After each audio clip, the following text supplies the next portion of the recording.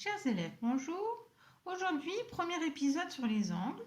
On va parler de ce qu'on appelle un angle, de la façon de désigner les angles et on va voir un petit peu de vocabulaire de base.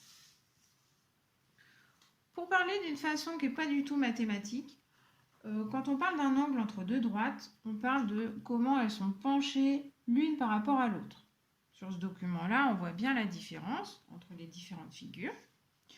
Au collège, on considère plutôt les angles de cette façon, pas avec des droites entières, mais avec des demi-droites, c'est-à-dire qui sont limitées d'un côté, à chaque fois, en un point qu'on appelle le sommet de l'angle. Par rapport à ces angles-là, j'ai retracé les mêmes, mais d'une autre façon, sur une autre feuille, c'est-à-dire qu'ils ont tous le même sommet, ils ont tous un côté en commun.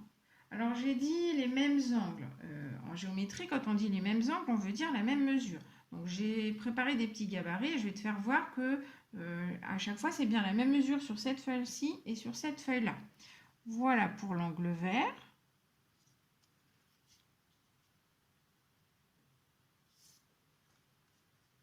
L'angle rose.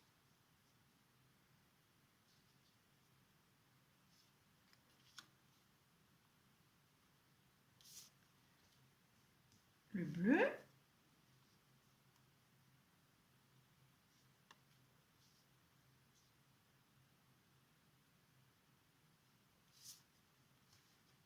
Et enfin, le jaune.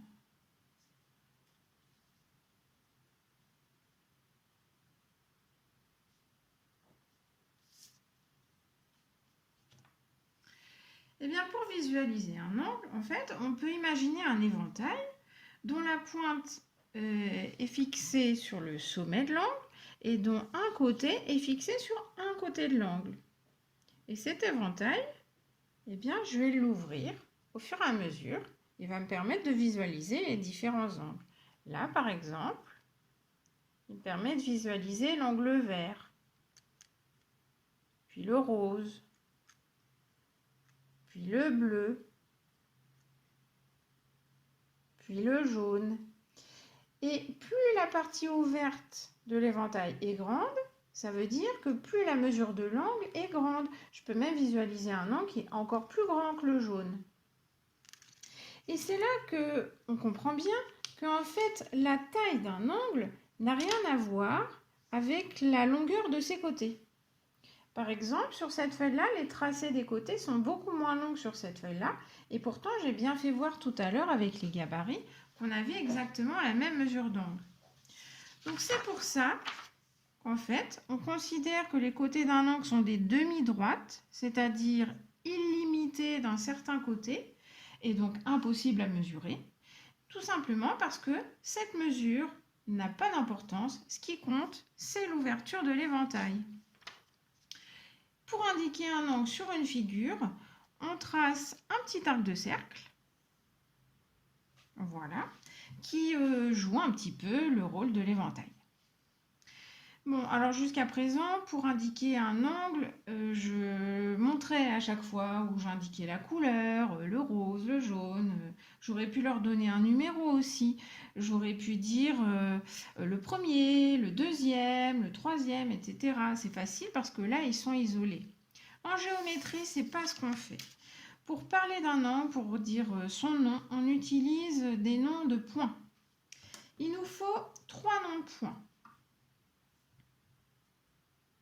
Il y a plusieurs règles à respecter pour que ce soit un nom d'angle correct. Déjà, quand j'écris 3 noms de points en géométrie, ça parle d'un triangle. Donc là, il fallait faire la différence. Au-dessus de ces 3 lettres, il faut qu'on trace un chapeau. Le sommet de l'angle, donc ici c'est le point A, on écrit son nom au milieu sous le chapeau. Et de chaque côté, on va écrire le nom d'un point qui est sur chaque côté de l'angle.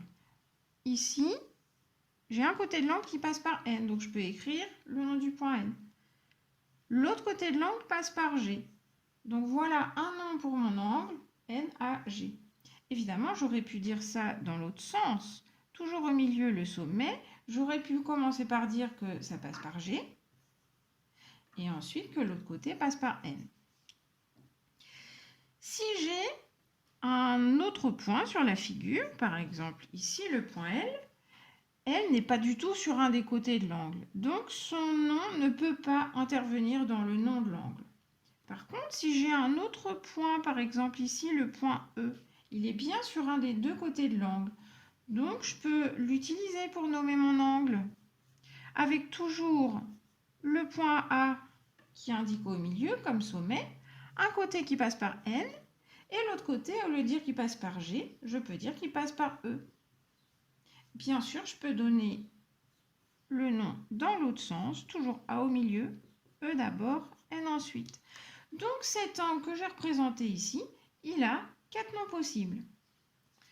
Bien compris? Alors, petit exercice.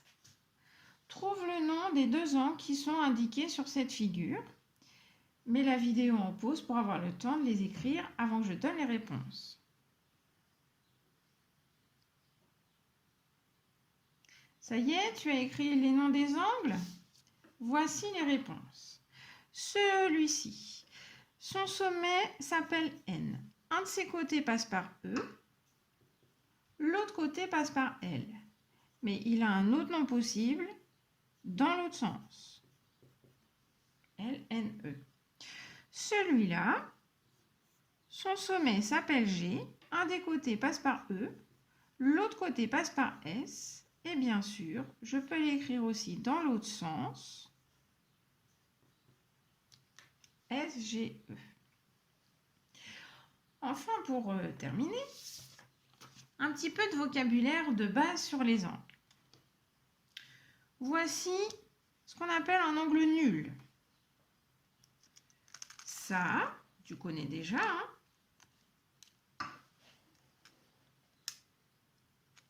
Ça, c'est un angle droit. Si un angle est plus petit qu'un angle droit, on appelle ça un angle aigu. Si il est plus grand qu'un angle droit, on appelle ça un angle obtus. Et enfin, je vais te montrer un angle plat. Voici un angle plat. Eh bien, il ne te reste plus qu'à retenir ces quelques informations. Une prochaine fois, on verra comment utiliser le rapporteur pour mesurer des angles. En attendant, je te dis à bientôt sur Arsène pour de nouvelles aventures mathématiques.